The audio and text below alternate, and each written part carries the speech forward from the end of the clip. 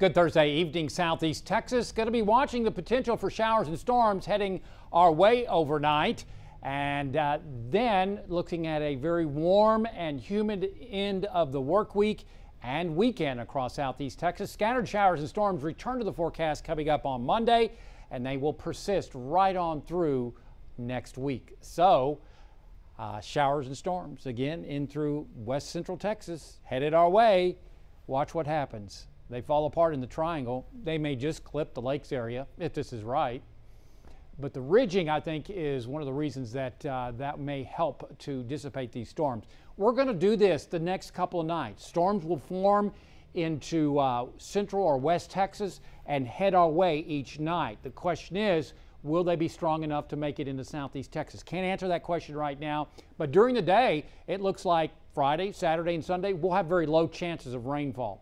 But the nighttime, we'll see maybe a little better chance of rain, maybe a 20, 30, maybe 40% coverage coming up tonight, tomorrow, and the following night across southeast Texas. You can see those lower chances, and that's what I mean by higher chances possible both nights. Again, those higher chances at night, lower chances in the day.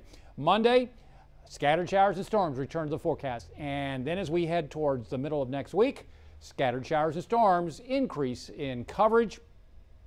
And as we get better information, we may have to significantly increase these rain chances depending on which model is right coming up Wednesday and Thursday.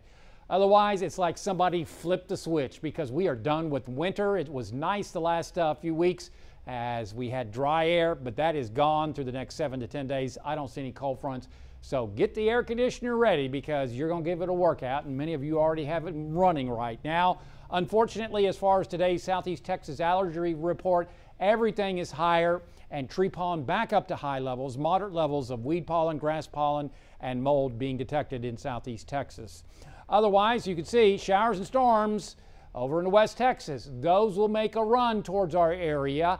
Even though we have abundant moisture, I don't think things are going to come together quite yet until, say, Monday.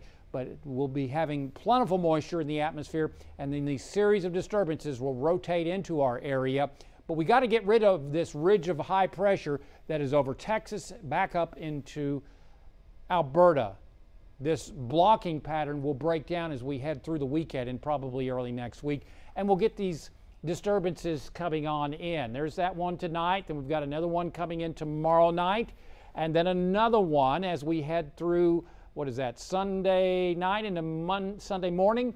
So again, then we get that southwest flow. The ridge is breaking down. It's moving off to the east. So that's when I think we'll start seeing the scattered to possibly numerous showers and storms, again, depending upon which model is correct as we work on into the middle part of next week. So again, scattered showers and storms will be off towards our north and west. You can see them.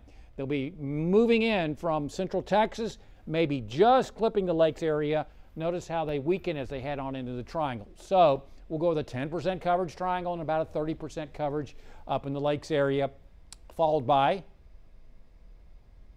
a dry Friday for the most part, maybe a 10% coverage. Highs in the mid to upper 80s expected. On the Gulf of Mexico, looking at slightly choppy seas around 2 to 3 feet in your coastal marine forecast, and a south wind at 10 to 15 knots. Water temperature up to 75 now. High tide at 4:41 a.m. at Sabine Pass and 2:30 p.m.